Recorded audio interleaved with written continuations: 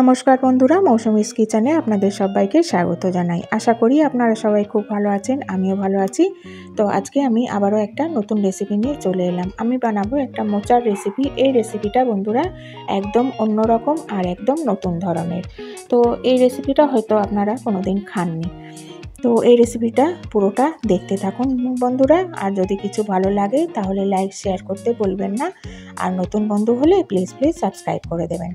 যেসব বন্ধুরা আমার চ্যানেলটিকে সাবস্ক্রাইব করে রেখেছেন তাদেরকে অসংখ্য ধন্যবাদ। তো চলুন বেশি কথা না বলে রেসিপিটা শুরু করা যাক। এখানে আমি একটা বড় আলু নিয়ে নিয়েছি। আলুটাকে এইভাবে 4 ভাগে কেটে নিয়েছি। আর নিয়েছি মোচার যে ভেতরে অংশটা, একদম কচি যে অংশটা থাকে সাদা মতো, ওইটা দিয়ে এটা বানাতে হবে। তো এইভাবে মোচাটাকেও আমি লম্বা লম্বা করে 4 ভাগে কেটে নিলাম, যাতে ভালোভাবে সেদ্ধ হয়ে যায়। তো মোচা যেদিন কিনবেন বন্ধুরা, এইভাবে ভেতরে যে কচি অংশটা থাকে ওইটা রেখে দেবেন। পরের দিন এইভাবে বানিয়ে খেয়ে দেখবেন, দারুণ লাগে খেতে, সবার খুব পছন্দ হবে। তো তারপর দেখুন আমি কি করি, চলুন দেখি। এখানে আমি একটা কড়াই নিয়ে নিয়েছি। কড়াই দিয়ে দেবো জল। তো জলটা এইভাবে দিতে হবে যাতে মোচা আর আলুটা ভালোভাবে ডুবে যায়। এর মধ্যে দিয়ে দেবো 1 চামচ নুন। নুনটা দিয়ে এটা মিশিয়ে দেবো।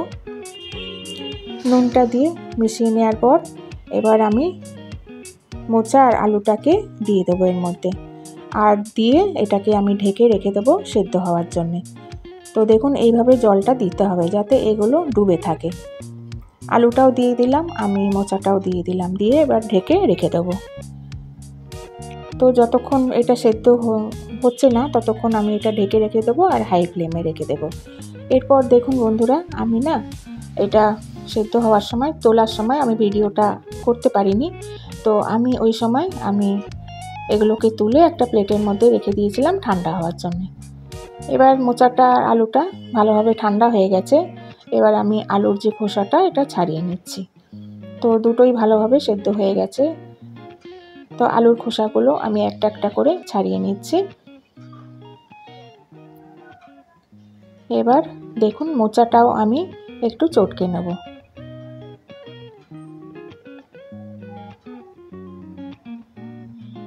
এবার মোচার মধ্যে অনেকটা জল থাকে বন্ধুরা, তো জলটা একটু নিগড়ে ফেলে দেবেন।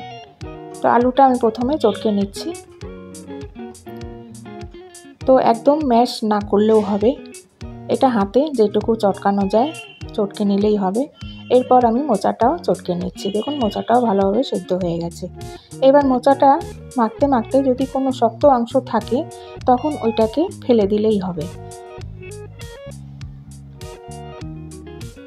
তো দেখুন আমি আস্তে আস্তে মোচাগুলোকেও চটকে নিচ্ছি। আর মোচার মধ্যে একটা লম্বা কাঠির মতো থাকে সরু, ওইটাকে যদি হাতে লাগে মাখতে মাখতে তখন ওইটাকেও ফেলে দিলেই হবে।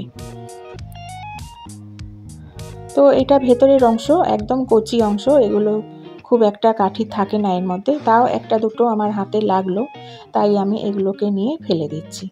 আর উপরে দেখুন একটা খোসা ছিল শক্ত মতন, ওই খোসাটাকেও আমি ফেলে দিলাম। এবার ভালোভাবে আমি মোচাটাকেও মেখে নিচ্ছি। এবার এটাকে মাখতে মাখতে দেখুন সরু সরু আমি কাঠি একটা দুটো দেখতে পেলাম, তাই এগুলোকেও আমি ফেলে দিচ্ছি। তো ভালোভাবে মোচাটাকেও চটকে নেব।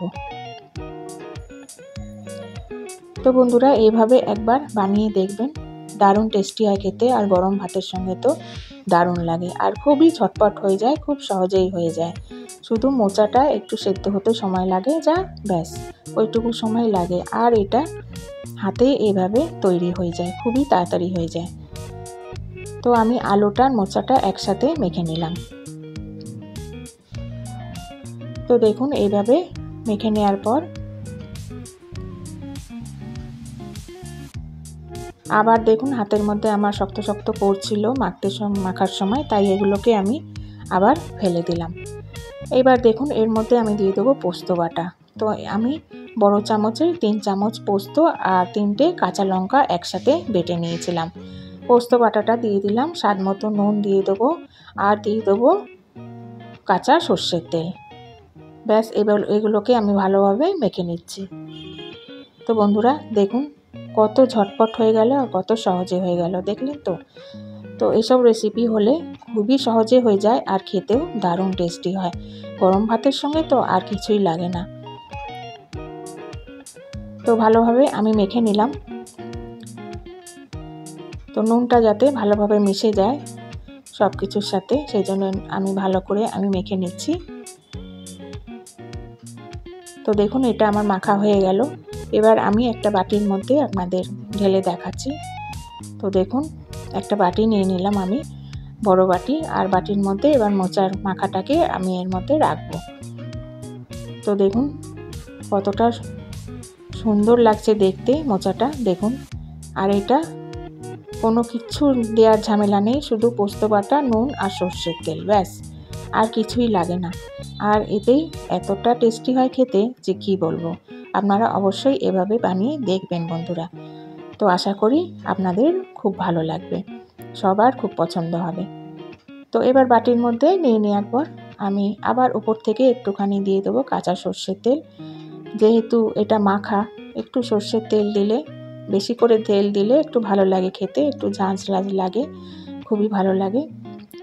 তো সবগুলো বাটিতে নেওয়ার পর এবার আবার আমি একটু কাঁচা সর্ষের তেল উপর থেকে ছড়িয়ে দেব আর দিয়ে দেবো একটা কাঁচা লঙ্কা, ব্যাস আমার এই রেসিপিটা একদম রেডি হয়ে গেছে বন্ধুরা। তো দেখুন কতটা সুন্দর লাগছে দেখতে আর খেতেও দারুণ টেস্টি হয়।